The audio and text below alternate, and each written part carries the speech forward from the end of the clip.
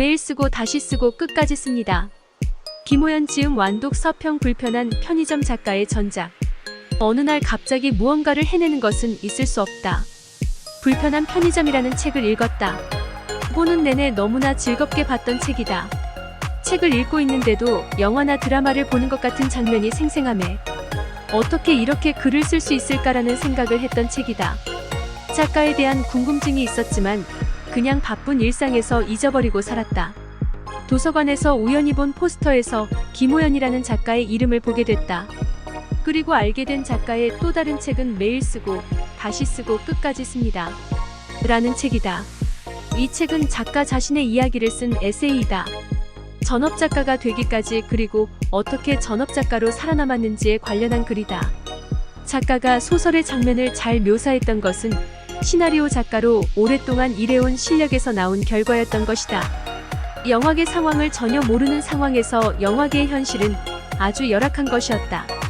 시나리오 작가가 되는 것도 힘든데 다 만든 시나리오도 영화화되지 않는 경우가 많았다. 그 사이에 소설가를 꿈꾸는 작가는 수많은 공모전에 작품을 보냈다. 수도 없이 떨어졌어도 포기하지 않고 계속 시도하고 지속했던 노력으로 전업작가로 살아남을 수 있었다. 작가는 작품 생활을 하면서 주위에 도움을 주었던 많은 사람들과의 인연이 얼마나 소중한지 새삼 느꼈다. 영화 작업은 수많은 사람들의 피와 땀으로 이루어진 종합예술이다.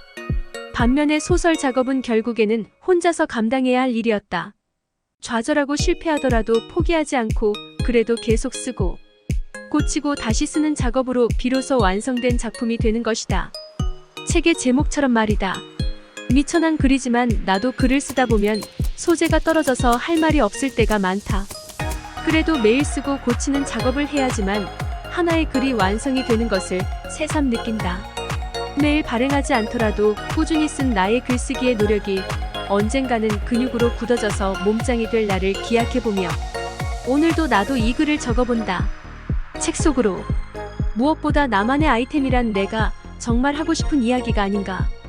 내 코드와 취향과 목소리를 관객에게 잘 전달해 공감을 얻는 것. 이것이 시나리오 작업의 기쁨일진데 너무도 먼 길을 돌아온 것 같았다.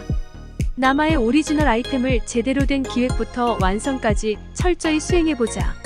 이후 곧바로 몇 가지 아이템을 지인들에게 피칭한 뒤 무엇이 가장 경쟁력이 있을지, 어떤 게 가장 개발해볼 만할지 피드백을 받았다. 그리고 하나를 선정해서 나가기 시작했다. 오리지널 작품을 쓰는 자는 결국 자신과 만나게 된다. 이 작품은 내가 어떤 작가인지, 어디에 있는지를 정확하게 알려주고야만 한다. 첫 번째 소설은 쓸 수 있다. 그러나 두 번째 소설을 쓴다는 것은 완전히 다른 일이다. 라는 글귀를 본 적이 있다. 누구나 자기 인생의 조각을 이야기로 재배치해 한 편의 소설을 완성할 수 늘었다. 하지만 그런 일을 계속 해낸다는 건 다른 종류의 노동이 필요하다는 점에서 고개가 끄덕여지는 문구였다. 무엇보다 두 번째 소설을 써야 하는 내게는 알 수 없는 불안이 마치 알게 모르게 찾아온 감기처럼 몸을 휘젓고 있었다. 혼자가 혼자를 위로하는 양식이라는 소설에 대한 정의를 좋아한다. 그것은 나라는 환자가 독자라는 혼자를 위로하는 것이기도 하지만 내가 나를 위로하는 것이기도 하다. 그렇게 이기고 나면 이제 고립감과 강박은 피해야 하는 것이 아니라 필수적인 지필 요소가 된다. 그렇게 입주기간 마지막까지 혼자를 위해 혼자 써야 했다. 작가의 우울증은 산책으로 날려버리고 독자들을 다시 만나기 위해 계속 썼다. 마침내 입주기간을 마치고 서울로 돌아와 세 번째 소설 출간을 서둘렀다.